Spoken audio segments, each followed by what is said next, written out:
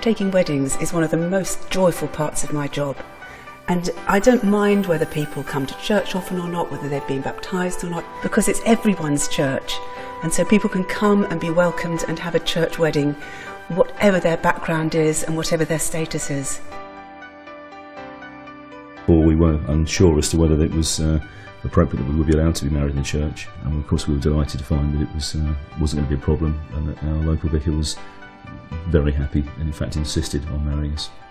Yes, the church family were really, really helpful in just making sure everything ran really smoothly, from car parking arrangements to, you know, getting the flowers sorted out, and everybody kind of pulled together and made the day extra special.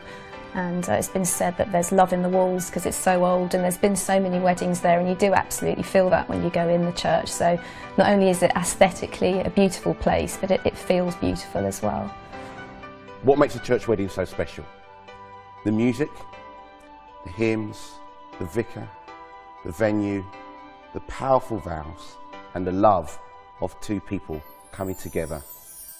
The majority of the population in the UK, they felt that a church wedding is somehow the proper place for a wedding. It's more proper.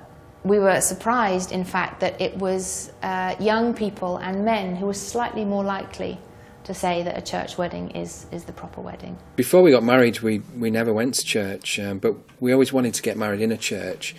So we went and talked to the vicar, and you know, he said that we could get married there as long as we went 6 times. So we went 6 times over 6 months, so we just had to go once a month. We met the people there. They made us very welcome, didn't they? They made us really welcome, yeah. And then obviously we got married, and well, we've still been a few times afterwards. People always used to live in the same place, and so we used to say, well, you can get married in your local church.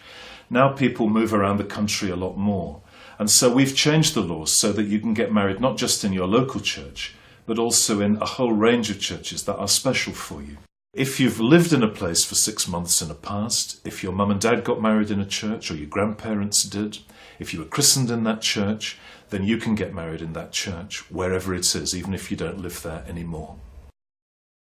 YourChurchWedding.org is a new website that was put together to help couples who are thinking of getting married in a church plan their wedding ceremony.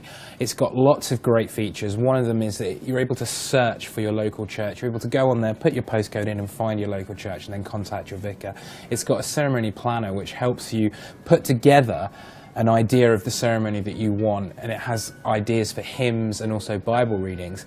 There's also great advice, the 7 Steps to a Heavenly Wedding, which is a fantastic little section. Plus there's real life stories about people who've gotten married in church and have used the website, and they're passing on their expertise and their advice, which is always helpful. I'm getting married later this year, 11th of June.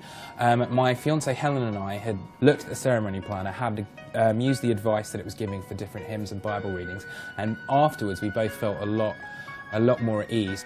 So the church was there for us, helping us in everywhere, right up till the date of the wedding. Your marriage can run into problems, and it's nice to know that the church is there for you. It's a lovely, personal, loving thing to be able to do, to get married in your local church. It's part of the community.